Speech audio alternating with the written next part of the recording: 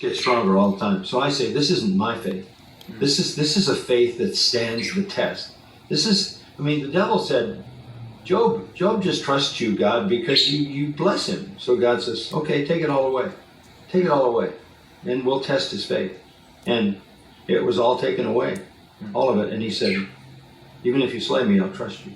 That is a gift of God. That's a faith that comes from above.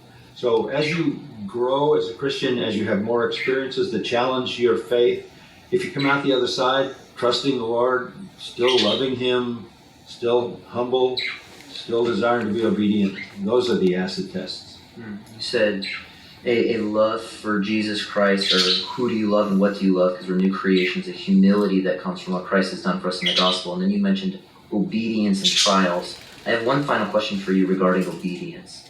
Because I think the thought in many people's mind might be, well, I want to obey Jesus Christ, but as I look at my past, and as I consider the previous year, I see so much disobedience and I struggle with sin. How do I know if I'm obedient enough to evidence a love for Jesus Christ? What would you say? Well, you're not trying to earn your salvation, you already have it. Yeah. So it's not your obedience so you earn salvation. Paul the Apostle says, "Oh, wretched man that I am." He says, "I do what I don't want to do, I don't do what I want to do." And this is a mature believer in Romans 7. And he's saying, I am the chief of sinners.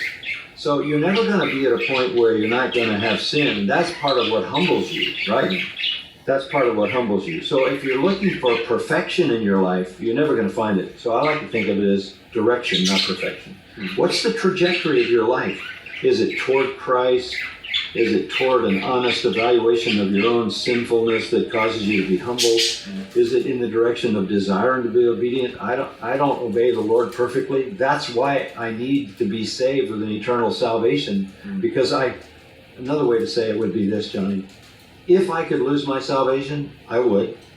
Right? If I could, I would. Because I don't have the power to hold it. That's why the Bible tells us we don't have to hold on to our salvation. God holds on to us. And he holds on to us by giving us a faith that will not fail. So good.